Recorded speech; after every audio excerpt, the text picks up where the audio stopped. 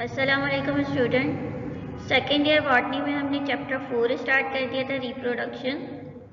आज हम इसका लेक्चर 2 डिस्कस करेंगे और जो टॉपिक पढ़ेंगे वो है sexual and asexual reproduction in plants, germination in its type और जिम्नोस्पर्म कैरेक्टर्स। रिवीजन क्लासेस हैं ये।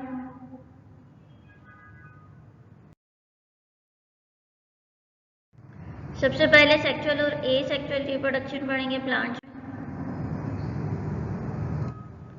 रिप्रोडक्शन क्या है? एबिलिटी है किसी भी ऑर्गेनिजम्स की कि वो अपनी ही तरह के इंडिविजुअल्स को रिप्रोड्यूस करता है। इस प्रोसेस को रिप्रोडक्शन कहते हैं। पर्पस क्या है रिप्रोडक्शन का? रिप्रोड्यूस करें अपनी ही तरह के इंडिविजुअल्स को, अपनी लाइफ को कंटिन्यू करें एक जनरेशन से दूसरी जनरेशन तक, ट्रांसफ़र करें हेरिडिटरी कैरेक्टर्स को, यानी जीन्स को ट्रांसफ़र कर दें पेरेंट्स से ऑफस्प्रिंग में। न्यू कैरेक्टर्स डेवलप करें। जब मियोसिस का प्रोसेस होगा तो क्रॉसिंग ओवर होगी, सेगमेंट एक्सचेंज होंगे, जीन एक्सचेंज होंगे, तो जो बनने वाला ऑर्गेनिज्म है उसमें कुछ नए कैरेक्टर्स डेवलप होंगे। 2 वेज है रिप्रोडक्शन के, सेक्सुअल रिप्रोडक्शन और एसेक्सुअल रिप्रोडक्शन। एसेक्सुअल रिप्रोडक्शन किसे कहते हैं?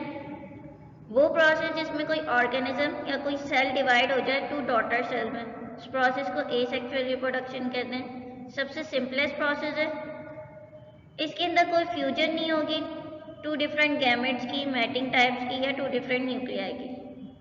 न्यूक्लियर की कौन सी डिवीजन इन्वॉल्व होगी? सिर्फ और सिर्फ माइटोसिस, क्योंकि इन सब जो बनने वाले ऑर्गेनिजम्स होंगे वो एग्जैक्ट कॉपी होंगे अपने पेरेंट इंडिविजुअल की। प्लांट में जो है एसेक्सुअल रिप्रोडक्शन वो आर्टिफिशियल और नेचुरल दोनों मेथड से होती है। नेचुरल मेथड्स कौन से? एसेक्सुअल रिप्रोडक्शन के स्पोर फॉर्मेशन या स्पोरुलेशन। ऑल्टरनेशन ऑफ जनरेशन किसे कहते हैं? कि एक गैमेटोफाइटिक फेज का स्पोरोफिटिक फेज से एक्सचेंज होना, स्पोरोफिटिक का दोबारा गैमेटोफाइट बना देना, ये ऑल्टरनेशन ऑफ जनरेशन कहलाता है। ऑल्टरनेशन ऑफ जनरेशन में प्लांट में कुछ हैप्लोइड रिप्रोडक्टिव सेल्स प्रोड्यूस होते हैं मियोसिस के थ्रू, जिन्हें स्पोर कहते हैं। तो ये स्पोर से जो है वो नए ऑर्गेनिजम्स को डेवलप कर लेते हैं। ये एक मशरूम की पिक्चर है जिसमें बहुत सारे स्पोर्स रिलीज हो रहे हैं। हर स्पोर के अंदर एबिलिटी है कि वो अपनी ही तरह के ऑर्गेनिजम्स को डेवलप करेगा, मगर यहाँ क्या होगा? फर्टिलाइजेशन का प्रोसेस नहीं होगा, यानी इनके साइटोप्लाज्म और इनके न्यूक्लियस में कोई डिवीजन नहीं होगी। स्पोर की फॉर्मेशन को स्पोरुलेशन कहते हैं। एग्जाम्पल इसकी है एल्गी, फंजाई और बैक्टीरिया। ये एक स्पोरेंजियम है, इसके अंदर बहुत सारे स्पोर प्रोड्यूस हो रहे हैं। अब इस कंडीशन में क्या है कि यहाँ साइटोप्लाज्म जो है इन स्पोर्स का वो लेस डेंस होगा, तो जब ये मैच्योर हो जाएंगे स्पोर तो ये डेंस होना शुरू हो जाएगा इनका साइटोप्लाज्म स्पोर्स का। तो ये जो स्ट्रक्चर है कोलियोमिला, ये एग्जर्ट करेगा प्रेशर इसकी वॉल के ऊपर। क्योंकि इनका साइटोप्लाज्म डेंस हो चुका था तो ये जो आउटर वॉल है इसको रप्चर कर देंगे और ये स्पोर जो हैं वो रिलीज हो जाएंगे स्पोरेंजियम से। अब ये किसी भी सबस्ट्रेटम पर जाकर अटैच होंगे तो अपनी इसी तरह का इंडिविजुअल दोबारा से प्रोड्यूस कर देंगे। तो इस प्रोसेस को स्पोर फॉर्मेशन या स्पोरुलेशन कहते हैं। सेकेंड जो मेथड है हमारे पास वो है वेजिटेटिव प्रोपेगेशन का। वेजिटेटिव प्रोपेगेशन में क्या होगा कि प्लांट का कोई भी पार्ट सेपरेट होगा और ये डेवलप कर लेगा नए ऑर्गेनिजम्स को। कौन से पार्ट सेपरेट होंगे प्लांट बॉडी के? जैसे कि स्टेम है, रूट्स है, लीव है। अगर ये सेपरेट होंगी तो ये नए प्लांट को रिप्रोड्यूस कर लेंगे। पेरिनेटिंग बर्ड्स या पेरिनेशन का प्रोसेस कौन सा होता है? पेरिनेटिंग बर्ड्स वो बर्ड्स हैं जिनमें इनके अंडरग्राउंड पार्ट जो हैं वो लिव रहेंगे, अलाइव रहेंगे, जबकि जो इनके एरियल पार्ट्स हैं वो डिस्ट्रॉय हो जाएंगे, डैमेज हो जाएंगे। तो जैसे ही फेवरेबल कंडीशन आएगी तो ये दोबारा से जर्मिनेट कर लेंगे। ये जो एग्जाम्पल है ये मॉडिफाइड स्टेम की है। यहाँ पर नोड्स भी मौजूद हैं और इंटर नोड्स भी मौजूद हैं। तो जैसे ही फेवरेबल कंडीशन आएगी तो नोड के रीजन से दोबारा इसके एरियल पार्ट अराइज होने लग जाएंगे। एग्जाम्पल क्या है इसकी? पोटैटो है, एलोवेरा है, मनी प्लांट्स है। ये तो कट कर रहा है पोटैटो को, मगर अगर ये पोटैटो ट्यूबर सॉइल के अंदर मौजूद है और इसकी ये जो बर्ड्स की फॉर्मेशन हो रही है, ये अराइज होने लग जाएंगी जैसे इसको फेवरेबल कंडीशन मिलेगी और नए प्लांट को रिप्रोड्यूस कर लेंगे। इसी तरह एलोवेरा है, अगर इसका ये जो लीफ है डिटैच होकर सॉइल में गिर जाए तो ये दोबारा से नए प्लांट को रिप्रोड्यूस। थर्ड जो मेथड है हमारे पास वो है एपोमिक्सिस। एपोमिक्सिस में क्या होगा कि सीड डेवलप हो जाएगा या एम्ब्रियो डेवलप हो जाएगा, मगर फर्टिलाइजेशन का प्रोसेस नहीं होगा, यानी मेल और फीमेल गैमेट की फ्यूजन नहीं होगी। डायरेक्टली जो है वो जाइगोट से एम्ब्रियो बनेगा और सीड डेवलप हो जाएगा। तो ओव्यूल के अंदर जो सेल्स हैं वो डिप्लॉयड है और जो है वो बिहेव करेंगे जाइगोट की तरह और डेवलप कर लेंगे एम्ब्रियो। एम्ब्रियो से जो है दोबारा मैच्योर सीड बन जाएगा। एसेक्सुअल रिप्रोडक्शन का मेथड है, तो सेक्सुअल रिप्रोडक्शन को कहा जाता है कि इसने रिप्लेस कर दिया एसेक्सुअल मेथड से और ये प्रोसेस एपोमिक्सिस कहलाता है। एग्जाम्पल इसकी डेंडिलियन है, ये डेंडिलियन का प्लांट और ग्रासेस है। आर्टिफिशियल मेथड्स कौन से हैं एसेक्सुअल रिप्रोडक्शन के? तो पहला जो मेथड है वो कटिंग। कटिंग में क्या होगा कि स्टेम या ब्रांच को कट करेंगे प्लांट से और वो जो है कट ब्रांच जो होगी वो नए प्लांट को दोबारा से रिप्रोड्यूस कर लेगी। तो जो कट पोर्शन होगा वहां पर कुछ अनडिफरेंशिएटेड मास बनने लग जाएगा सेल का, जिसे कैलस कहेंगे। कैलस जो है वो दोनों पार्ट्स को आपस में यूनाइट भी कर देगा। अब इससे जो है अगर इसका लोअर पार्ट हम यूज करेंगे कटिंग के लिए तो वहां से फाइब्रस रूट अराइज होंगी, यानी वो रूट जो हॉरिजॉन्टल रूट होंगी और इस रीजन तक जो है वो डिफरेंट ब्रांचेस बनाना शुरू कर देंगी। डीप रूट नहीं होंगी, वर्टिकल रूट नहीं होंगी, हॉरिजॉन्टल होंगी, इतने से सरफेस की शेप होंगी। टैप रूट्स होती तो वो डीप सॉइल में ग्रो करती। और अगर नोट का रीजन ले लेंगे तो नोट के रीजन से डायरेक्टली रूट अराइज होना शुरू कर देंगे। एग्जाम्पल इसकी रोज प्लांट है और ऑर्किड्स प्लांट है, ये ऑर्किड्स प्लांट है। और नेक्स्ट जो मेथड है वो हमारे पास है टिश्यू कल्चर। टिश्यू कल्चर में जो है वो एक्स प्लांट का टिश्यू लेंगे। टिश्यू किसे कहते हैं? ग्रुप ऑफ सिमिलर सेल्स को। एक्स प्लांट वो प्लांट जिसको यूटिलाइज करके नया प्लांट प्रोड्यूस किया जाए। आर्टिफिशियल मीडियम वो मीडियम है जिसके अंदर आर्टिफिशियली तमाम न्यूट्रिएंट, हार्मोन्स वगैरह प्रोवाइड किए जाएं, प्लांट को मिनरल्स प्रोवाइड किए जाएं जो उसकी ग्रोथ एंड डेवलपमेंट में हेल्प करेंगे। तो टिश्यू कल्चर वो टेक्निक है जिसमें एक्स प्लांट का टिश्यू लेकर उसे आर्टिफिशियल मीडियम पर ट्रांसफर किया जाएगा ताकि वो ग्रो कर सके और नए प्लांट को डेवलप कर सके। ये एक आर्टिफिशियल मीडियम है, इसको सॉलिडिफाई किया जाता है इसके अंदर अगार डालकर और इसके अंदर तमाम मिनरल्स डाले जाते हैं, हार्मोन्स डाले जाते हैं और विटामिन डाले जाते हैं जो इस प्लांट की ग्रोथ एंड डेवलपमेंट में हेल्प करेंगे। यही तमाम चीज़ें वो सॉइल से ले रहा था, मगर ये वाली जो तमाम चीज़ें हैं हम इसको आर्टिफिशियली प्रोवाइड करेंगे और ये लैब कंडीशंस में होगा। सिमिलर कैरेक्टर्स डेवलप हो जाएंगे, जो नए बनने वाले प्लांट होगा तो उसको क्लोन भी कहते हैं। वो प्लांट जो कटिंग के थ्रू नहीं रिप्रोड्यूस किए जाएंगे तो उनको हम टिश्यू कल्चर से रिप्रोड्यूस करेंगे और इसके साथ साथ अपनी डिजायर वैरायटी प्रोड्यूस करेंगे, यानी वो कुछ ऐसे जीन्स को इंसर्ट करेंगे जो क्रॉप की डेवलपमेंट में या क्रॉप की ईल्ड को बढ़ाने में हेल्पफुल। मेथड क्या है टिश्यू कल्चर का? एक हेल्दी प्लांट का पीस लेंगे, उसे स्टेरिलाइज करेंगे। स्टेरिलाइज कैसे करेंगे? या तो उसके लीफ के ऊपर कॉटन स्वाब लगा देंगे ताकि उसके ऊपर जितने भी माइक्रो ऑर्गेनिजम्स हैं वो किल हो जाए, या उस लीफ को जो है वो सोडियम हाइपोक्लोराइड के सोल्यूशन में प्लेस करेंगे, फिर रिंस करेंगे डिस्टिल वाटर से और फिर से वहाँ से टिश्यू निकाल लेंगे प्लांट का। स्टेरिलाइज इसलिए कर रहे हैं ताकि अगर इसके ऊपर का कोई माइक्रो ऑर्गेनिज्म पहले से ही मौजूद है और उससे नया प्लांट बना लिया तो उसमें कंटेमिनेशन आ जाएंगी, वो पहले ही उसको डेवलप होने से पहले ही डिस्ट्रॉय कर देंगे, डिसीज कॉज करके। तो हेल्दी प्लांट का कोई भी पीस लेंगे, उसको स्टेरिलाइज करेंगे। स्टेरिलाइज करने के बाद वहाँ से पैरेंकाइमेटस टिश्यूज को निकाल लेंगे। निकालने के बाद कल्चर मीडियम पर प्लेस कर देंगे। कल्चर मीडियम में तमाम चीज़ें मौजूद हैं, हार्मोन्स मौजूद हैं, विटामिन मौजूद हैं और मिनरल्स मौजूद हैं जो प्लांट की ग्रोथ में हेल्प करेंगे। जो है नेचुरली वो सॉइल से हासिल करता था, यहाँ हम उसे आर्टिफिशियली सॉलिडिफाइड मीडियम में प्रोवाइड करेंगे। अब इस पैरेन्काइमेटस टिश्यूज को जो एक्स प्लांट से निकाला है, हेल्दी प्लांट से निकाला है, उसको इस कल्चर मीडियम पर प्लेस कर देंगे, इनोकुलेट कर देंगे, इंक्यूबेट कर देंगे उन प्लेट्स या ट्यूब्स को, या जिस कंटेनर में ये तमाम प्रोसेस हो रहा है उसको इंक्यूबेट कर देंगे कंट्रोल कंडीशंस में। कंट्रोल कंडीशंस कौन सी होंगी? टेम्परेचर होगा, ह्यूमिडिटी होगी, एयर और लाइट होगी।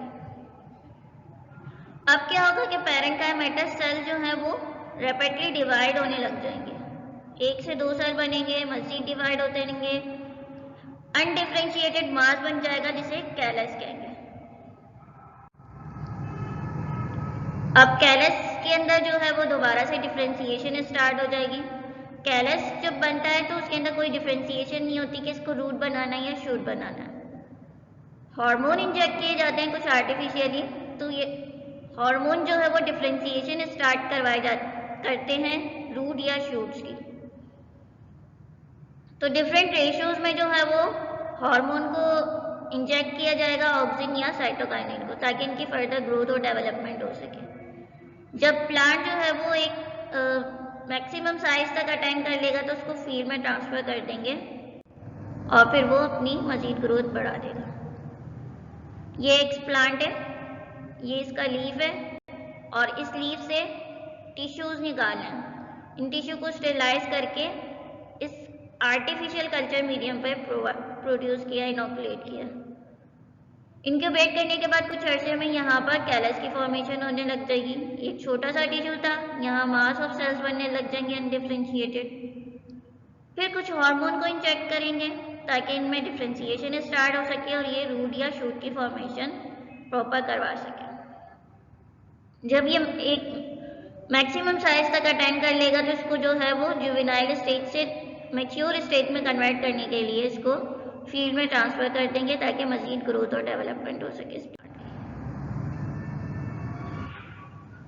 की। इस पिक्चर में ये दिखाया गया है कि भाई कितने % जो है वो रेशियो प्रोवाइड किया गया है हार्मोन्स का। तो यहाँ पर अगर टिश्यू था तो यहाँ पर एक सेम रेशियो प्रोवाइड किया गया ऑक्सिन और साइटोकाइनिन का। फिर जैसे ही कैलस की फॉर्मेशन स्टार्ट हो गई तो ऑक्सिन का अमाउंट इंक्रीज कर दिया। ऑक्सिन का अमाउंट इसलिए इंक्रीज किया क्योंकि ये एपिक्स के सेल को रैपिडली डिवाइड करवाएगा और एपिकल डोमिनेंस करवाएगा शूट की और रूट की। साइटोकाइनिन सेल को रैपिडली डिवाइड करवाएगा। अब यहाँ जो है यहाँ रूट एपिकल डोमिनेंस होने लगी, रूट की फॉर्मेशन स्टार्ट हो गई। अब जो है शूट की फॉर्मेशन स्टार्ट हो गई, एपिक्स के सेल अराइज हो गए तो ऑक्सिन का अमाउंट थोड़ा कम कर दिया ताकि लेटरल ब्रांचेस की भी फॉर्मेशन स्टार्ट हो सके। एडवांटेजेस क्या है टिश्यू कल्चर के? जेनेटिक इंजीनियरिंग में यूज करते हैं, नए जीन्स को डेवलप करें, इंट्रोड्यूस करके नए जीन्स को, यानी वो जीन्स इंसर्ट कर दें जो प्लांट की ग्रोथ एंड डेवलपमेंट में हेल्पफुल है, या वो जीन इंसर्ट कर दें जिससे क्रॉप की जो ईल्ड है वो बढ़ना शुरू हो जाए, ज़्यादा से ज़्यादा प्रोडक्ट प्रोड्यूस करे वो। तो ऐसी जीन्स को इंसर्ट किया जाता है। इंक्रीज किया जाता है डिजायर्ड प्लांट को शॉर्ट टाइम में। सॉइल में अगर वो प्रोड्यूस होगा, प्लांट ग्रोथ करेगा वहाँ पर, तो उसको इतने अमाउंट में जो है वो मिनरल्स वगैरह नहीं मिल पाएंगे जो आर्टिफिशियली हम उसकी क्वांटिटी या रिक्वायरमेंट के हिसाब से उसको प्रोवाइड करेंगे। डिसीज प्लांट से जो है वो हेल्दी प्लांट भी रिप्रोड्यूस किया जा सकता है। जो बनने वाला प्लांट है उसके अंदर वो जीन्स इंसर्ट कर दें कि जो है वो प्लांट में डिसीज ना कॉज कर दें, तो इस तरह उसके अंदर रेजिस्टेंस क्रिएट हो जाएगी। डिसएडवांटेजेस क्या हैं? स्टेरिलाइज प्लांट होंगे, यानी कि ये रिप्रोड्यूस नहीं कर सकेंगे फर्दर। इनको जब भी रिप्रोड्यूस किया जाएगा तो वो एसेक्सुअल मेथड से ही किया जाएगा। क्रोमोसोम्स के नंबर में चेंजेस आ जाएंगी। क्रोमोसोम्स के नंबर में ही चेंजेस आ रही हैं तभी वो रिप्रोडक्शन का प्रोसेस नहीं कर पा रहे। सेकेंड जो टेक्निक है वो है प्रोटोप्लास्ट फ्यूजन टेक्निक। प्रोटोप्लास्ट में क्या होगा कि 2 डिफरेंट वेराइटीज लेंगे प्लांट की, उनके प्रोटोप्लास्ट को फ्यूज करवाएंगे और जो नया बनने वाला प्लांट होगा वो हाइब्रिड कहलाता है। हाइब्रिड उसे कहते हैं जिसके अंदर मिक्स कैरेक्टर होंगे दोनों डिफरेंट प्लांट्स के। प्रोटोप्लास्ट को जो है वो स्क्रीन किया जाएगा म्यूटेशन के लिए, यानी इसके अंदर अगर कोई ऐसी जीन्स हैं जो प्लांट की ग्रोथ को कम कर रहे हैं या कुछ, उनको जो है वो रिमूव कर दिया जाएगा ताकि क्रॉप की जो है वो वैल्यू बढ़ सके। आइसोलेट करेंगे प्रोटोप्लास्ट को डिफरेंट रीजन से। प्लांट के रूट्स भी हो सकते हैं, लीव्स भी हो सकते हैं, फ्रूट, ट्यूबर्स, नोड्यूल्स या पोलन ग्रेन, कहीं से भी आइसोलेट कर सकते हैं। ये 2 डिफरेंट प्लांट्स थे, इनके प्रोटोप्लास्ट लिए। प्रोटोप्लास्ट लेके इनकी जो प्रोटोप्लास्ट में क्या था, इनका न्यूक्लियस था, साइटोप्लाज्म था, सेल मेम्ब्रेन थी और सेल वॉल थी। ये जो सेल वॉल है इसको रप्चर किया जाएगा। ऐसे इंजाइम्स इसके ऊपर इंजाइम्स फंक्शन परफॉर्म करेंगे जो इसकी जो आउटर सेल वॉल है वो ब्रेक कर दे, तो जो बाकी रीजन बचेगा वो प्रोटोप्लास्ट बचेगा। इस तरह दोनों प्लांट्स का प्रोटोप्लास्ट लेंगे, उनको जो है फ्यूजन करवाएंगे। उनकी साइटोप्लाज्म में पहले डिवीजन होगी, फिर इनके न्यूक्लियस में डिवीजन होगी, तो अब जो नए बनने वाला होगा वो हाइब्रिड प्लांट कहलाएगा, यानी उसके अंदर मिक्स कैरेक्टर होंगे इन दोनों प्लांट्स के। ये एक प्लांट है, ये दूसरा प्लांट है, दोनों का प्रोटोप्लास्ट लिया है। दोनों का प्रोटोप्लास्ट लेके इनको फ्यूजन करवाई गई है, इनकी आउटर सेल वॉल को रिमूव किया गया है एंजाइम्स को इंसर्ट करके। तो एंजाइम के ट्रीटमेंट ने क्या किया, इनकी सेल वॉल को रप्चर कर दिया या डिसॉल्व कर दिया। अब जो है सेल मेम्ब्रेन है, साइटोप्लाज्म है, न्यूक्लियस है, दोनों सेल प्लांट्स का मौजूद है। तो पहले जो है इनकी साइटोप्लाज्म में डिवीजन होगी, फिर उसके बाद इनके न्यूक्लियस में डिवीजन होगी। अब ये जो बनने वाला जो हाइब्रिड होगा, इसको जो है वो दोबारा आर्टिफिशियल मीडियम पे ग्रो करेंगे और नया प्लांट डेवलप कर लेंगे। ये एक एग्जाम्पल है, पोटैटो प्लांट लिया है और एक टोमेटो प्लांट लिया है, दोनों का प्रोटोप्लास्ट लिया है, यहाँ पर फ्यूजन करवाइए, साइटोप्लाज्म में फ्यूजन हुई है, मगर यहाँ इस स्टेज पे जो है वो इनके न्यूक्लियस में फ्यूजन नहीं हुई, तो इस स्टेज को हेटेरोकैरियोन कह रहा है। नेक्स्ट फेज में क्या हो रहा है कि यहाँ इनके न्यूक्लियस में डिवीजन स्टार्ट हो गई, तो इसे सिनकैरियोसाइट कहेंगे, यानी न्यूक्लियस में डिवीजन हो रही है।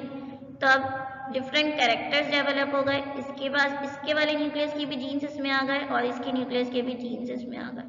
तो ये बनने वाला जो प्रोडक्ट है ये हाइब्रिड कहलाएगा।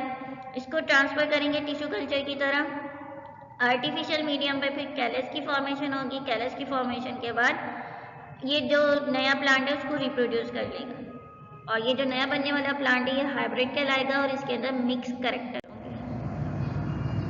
तो ये जो बनने वाला प्लांट है इसको टोमेटो कहते हैं। इसके अंदर जो है वो दोनों कैरेक्टर्स डेवलप है, पोटैटो के भी और टोमेटो के भी। एरियल जो पार्ट्स हैं वहाँ टोमेटो की फॉर्मेशन होगी, जबकि रूट्स के जो पार्ट्स हैं, अंडरग्राउंड पार्ट्स हैं, वहाँ पर पोटैटो की फॉर्मेशन होगी, क्योंकि इसके पास वो जीन्स हैं, वो साइटोप्लाज्म है दोनों प्लांट का, तो दोनों प्लांट के कैरेक्टर्स को कंट्रोल कर रहा है, तो दोनों तरह के फ्रूट्स की फॉर्मेशन करवा रही है।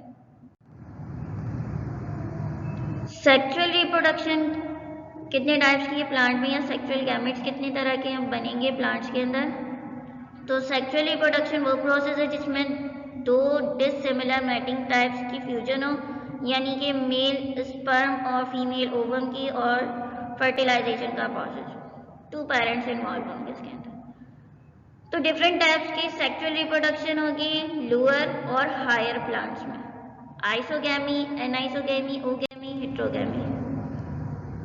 आइसोगैमी वो टाइप है सेक्सुअल रिप्रोडक्शन की जिसके अंदर मॉर्फोलॉजिकली और फिजियोलॉजिकली सिमिलर गैमेट्स प्रोड्यूस हो और ये फ्यूज करके जाइगोट बना लें। एग्जाम्पल है इसकी एल्गी और बैक्टीरिया। मॉर्फोलॉजी और फिजियोलॉजिकली सिमिलर है। मॉर्फोलॉजी यानी फिजिकल अपीयरेंस दोनों की सेम है, फ्लैजिला दोनों के पास मौजूद है, सेल का साइज दोनों का बराबर है। फिजियोलॉजिकली सिमिलर कैसे, जितना प्रोटोप्लाज्म का कंटेंट इसके पास है उतना ही इसके पास है, साइटोप्लाज्म का कंटेंट, प्रोटोप्लाज्म का कंटेंट। तो इस तरह के गैमेट आइसोगैमेट्स कहलाते हैं या आइसोगैमी कहलाते हैं।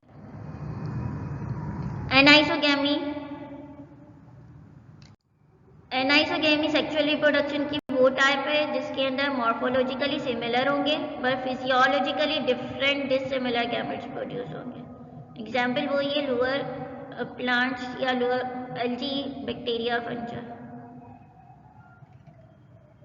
इसके अंदर क्या होगा, फ्लैजिला दोनों के पास मौजूद है तो कुछ सिमिलर है करेक्टर्स। डिसिमिलर करेक्टर क्या है कि इसके अंदर प्रोटोप्लाज्म का जो कंटेंट है वो ज़्यादा है और इसके अंदर कम है। तो मेल का साइज छोटा होगा, फीमेल का साइज बड़ा होगा। oogamous में क्या होगा कि मॉर्फोलॉजिकली और फिजियोलॉजिकली डिसिमिलर गैमेट्स प्रोड्यूस होंगे। फीमेल गैमेट का साइज बड़ा होगा, इसके अंदर फ्लैजिला नहीं होगा, मोटेलिटी नहीं होगी। स्पर्म के अंदर फ्लैजिला मौजूद होगा और इसका साइज छोटा होगा। हिट्रोगैमी, इसके अंदर जो है वो फ्लैजिलेटेड मेल गैमेट्स होगा जिसे स्पर्म कहेंगे और नॉन मोटाइल फूड फिल जो है वो फीमेल गैमेट होगा जिसको ओवम कहेंगे। हिट्रोगैमी में भी दो तरह के गैमेट्स होते हैं, एक तो वो जिसके अंदर जो है वो मेल गैमेट फ्लैजिलेटेड होता है, एक वो जिसके अंदर मेल गैमेट नॉन मोटाइल होता है। तो आपकी बुक में जो है वो फ्लैजिलेटेड मेल गैमेट है और जो है female gamete non motile. Reproduction का ओवरव्यू है कि दो तरह की होगी, ये सेक्सुअल रिप्रोडक्शन जिसमें नेचुरल मेथड में स्पोरुलेशन, वेजिटेटिव और एपोमिक्सिस है। आर्टिफिशियल में कटिंग है, टिश्यू कल्चर है और प्रोटोप्लाज्म फ्यूजन टेक्निक है। सेकेंड टाइप इसकी सेक्सुअल रिप्रोडक्शन है। अब जो टॉपिक पढ़ेंगे वो है हम जर्मिनेशन। जर्मिनेशन में क्या होगा, जब डॉर्मेंट सीड, वो सीड जिसके अंदर जो है वो हाइड्रोलिटिक या दूसरे एंजाइम इनएक्टिवेट है वो एक्टिवेट हो जाए और दूसरा प्रोसेस स्टार्ट कर दे, यानी जर्मिनेशन स्टार्ट कर दे, रिप्रोड्यूस करके नए इंडिविजुअल्स को प्रोड्यूस करने लग जाए या नए प्लांट को प्रोड्यूस कर दे। जब डॉर्मेंट या स्लीपिंग एम्ब्रियो फेक्स हो जाएगा और नए सीडलिंग को डेवलप करना शुरू कर देगा तो उस प्रोसेस को जर्मिनेशन कहते हैं। 3 टाइप्स हैं जर्मिनेशन की, हाइपोजियल जर्मिनेशन, एपिजियल और विविपेरिक। हाइपोजियल जर्मिनेशन में क्या होगा, हाइपो मीन बिलो और जियो मीन अर्थ। कॉटिलीडन जो है वो बिलो सॉइल रहेंगे और रैपिड ग्रोथ हो जाएगी एपिकोटाइल की। एपिकोटाइल वो रीजन है जहां से शूट की फॉर्मेशन होगी या लीफ की फॉर्मेशन स्टार्ट होगी। एग्जाम्पल इसकी है कॉर्न और पी प्लांट। ये हाइपोजियल जर्मिनेशन को शो कर रहा है, कॉटिलीडन इसके बिलो सॉइल है मगर ग्रोथ किसकी पहले हो रही है, एपिकोटाइल के। ये सीड है, सबसे पहले हाइपोकोटाइल बनेगा, हाइपोकोटाइल एक टाइम आएगा इसकी ग्रोथ रुक जाएगी मगर एपिकोटाइल की ग्रोथ इंक्रीज होने लग जाएगी। इंक्रीज होकर ये जो है वो सॉइल से बाहर निकल जाएगा और लीव्स की फॉर्मेशन स्टार्ट कर लेगा मगर कॉटिलीडन जो है वो सॉइल के बिलो रहेंगे। एपिजियल, एपी मीन अबव, जियो मीन अर्थ। जर्मिनेशन की वो टाइप जिसमें कॉटिलीडन जो है वो अबव आ जाए सॉइल के और रैपिड ग्रोथ हो जाए हाइपोकोटाइल की, यानी कि सबसे पहले जो है वो रूट की फॉर्मेशन स्टार्ट हो जाए। तो इस तरह की जर्मिनेशन को एपिजियल जर्मिनेशन कहते हैं। ये कॉटन में होगी और पपाया प्लांट में होगी। ये सीड है, सबसे पहले इसकी हाइपोकोटाइल की लेंथ इंक्रीज होगी, लेंथ इंक्रीज होने के बाद ये जो सीड है ये टर्न करने लग जाएगा, अबव सॉइल आ जाएगा, फिर इसकी एपिकोटाइल की लेंथ इंक्रीज होने लग जाएगी मगर ये जो कॉटिलीडन से ये सॉइल के अबव आ जाएंगे। एक वक्त आएगा कि जो प्लांट जो है वो तमाम न्यूट्रिएंट इन कॉटिलीडन से एब्जॉर्ब कर लेगा, एब्जॉर्ब करने के बाद इन कॉटिलीडन्स को रिमूव कर देगा। थर्ड टाइप है विविपेरल जर्मिनेशन या विविपेरस जर्मिनेशन की। मार्शिस या जो कोस्टल एरियाज में जो प्लांट होते हैं उनके अंदर इस टाइप की जर्मिनेशन होती है।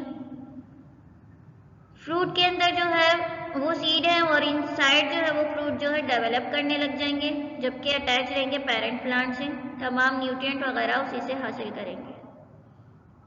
रेडिकल जो है वो सीड का इनलार्ज होने लग जाएगा, अपने वेट को इंक्रीज करेगा, इंक्रीज करने के बाद एक वक्त आएगा कि वो डिटैच हो जाएगा पेरेंट प्लांट से। ये फ्रूट है इसका, इसके अंदर सीड मौजूद है और ये जो है वो इसके साथ ही अटैच हुए हुए जर्मिनेशन स्टार्ट कर देंगे। रेडिकल जो है वो लंबा होने लग जाएगा, रेडिकल इसकी इनलोंगेट हो रहा है क्योंकि सबसे पहले ये अपनी रूट की फॉर्मेशन करेगा ताकि ये डिटैच होने के बाद सॉइल के अंदर जा सके, अटैच हो सके सॉइल से। अपर जो रीजन है वो नए लीव्स को प्रोड्यूस करने लग जाएगा और इस तरह नया प्लांट डेवलप हो जाएगा। तो इस टाइप की जर्मिनेशन जो है वो मैंग्रोव प्लांट्स में होती है। सबसे पहले इनकी रेडिकल बनेगी, रेडिकल से रूट अराइज होंगी, ये सॉइल से अटैच होगा, फिर लीव्स की फॉर्मेशन स्टार्ट कर देगा। अब जो टॉपिक पढ़ेंगे वो है साइलेंट फीचर जिम्नोस्पर्म की लाइफ साइकिल के। जिम्नोस्पर्म वो प्लांट हैं जिनके अंदर नेकेड सीड होता है। तो यहाँ लाइफ साइकिल के करेक्टर्स पढ़ने हैं, तो इनमें 2 डिफरेंट फेजेस होती हैं, गैमेटोफिटिक फेज और एक sporophytic phase. Sporophytic phase diploid in nature है, यानी यहाँ 2 सेट्स हैं क्रोमोसोम्स के। स्पोरोफिटिक फेज जो है वो मेल और फीमेल कोन्स डेवलप होंगी सेपरेटली। अगर कोई प्लांट है उसके लोअर रीजन पे फीमेल कोन प्रोड्यूस होंगी, जबकि उसके अपर रीजन पे मेल कोन प्रोड्यूस होंगी। 2 डिफरेंट टाइप्स के स्पोर की फॉर्मेशन होगी और इस प्रोसेस को हेटेरोगैमी कहते हैं। ये फीमेल कोन का है, मेगास्पोरोपेल है, और ये मेल कोन का एलएस है, लॉन्गिट्यूडनल सेक्शन है, और यहाँ पर माइक्रोस्पोर की फॉर्मेशन स्टार्ट होगी। मेल कॉर्न में माइक्रोस्पोरेंजिया प्रोड्यूस होंगे, माइक्रोस्पोरेंजिया से माइक्रोस्पोर बढ़ेंगे, माइक्रोस्पोरेंजिया के अंदर मियोसिस होगी और ये हैप्लॉइड माइक्रोस्पोर्स को प्रोड्यूस करेंगे। माइक्रोस्पोरेंजिया के अंदर माइक्रोस्पोर मदर सेल है, फिर मियोसिस होगी और फिर माइक्रोस्पोर प्रोड्यूस करेंगे। इसी तरह फीमेल कॉर्न के अंदर मेगास्पोरेंजिया है, मेगास्पोरेंजिया में मेगास्पोर मदर सेल है, मियोसिस का प्रोसेस होगा और मेगास्पोर प्रोड्यूस करेंगे।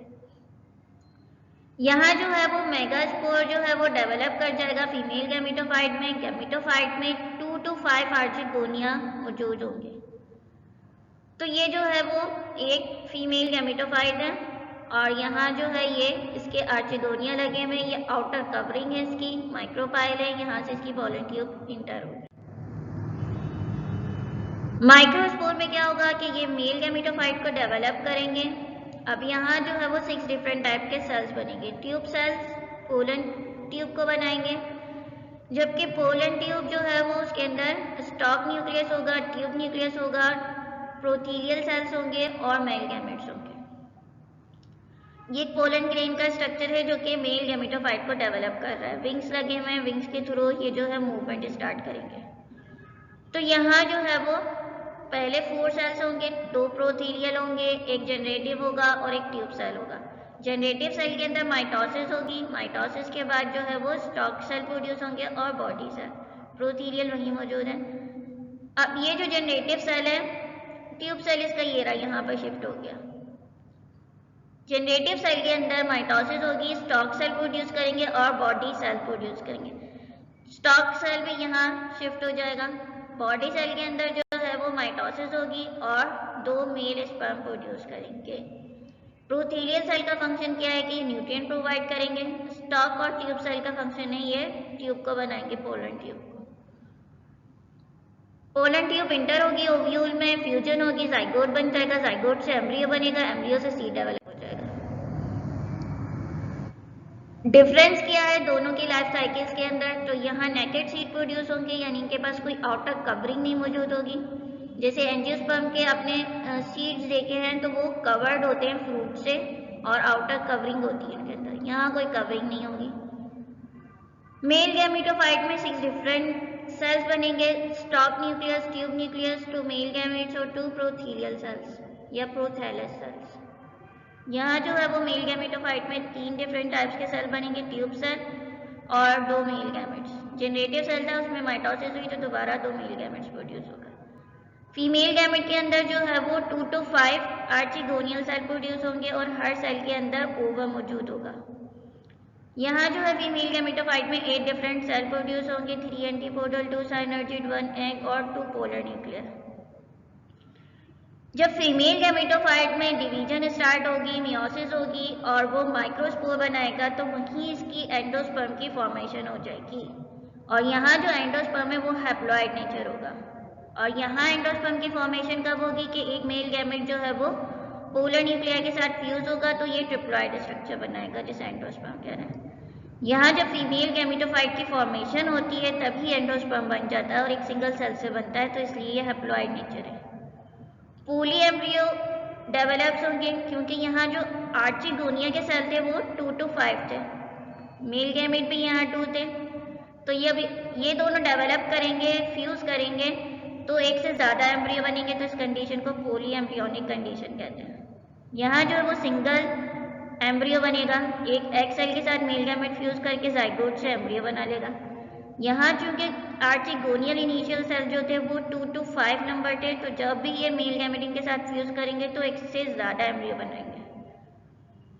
डबल फर्टिलाइजेशन इन प्लांट्स में नहीं होती, जबकि इन प्लांट्स का करेक्टरिस्टिक्स है कि इनमें डबल फर्टिलाइजेशन होती है। एक बार जो है फर्टिलाइजेशन एग सेल के साथ होगी और एक बार पोलर न्यूक्लिया के साथ होगी। एग्जाम्पल इसकी पाइनस और साइकस है, इसके एग्जाम्पल में एप्पल और मैंगो आते हैं। तो यहाँ तक हमारा चैप्टर 4 का रिवीजन कंप्लीट हुआ और अब तक का तमाम रिवीजन कंप्लीट हो गया। जो टॉपिक्स बच गए हैं पार्थिनोकार्पी, फोटोपेरियोटिज्म, वर्नलाइजेशन, ये तमाम रिड्यूस सिलेबस में इंक्लूडेड है, तो इनकी प्रिपरेशन नहीं करनी है आपने, और इस चैप्टर से सिर्फ इतना ही प्रिपेयर करना है जिसका रिवीजन हुआ है। तो इन तमाम क्वेश्चन की, इन तमाम चैप्टर्स की तैयारी कर लिएगा। खुदा हाफिज़।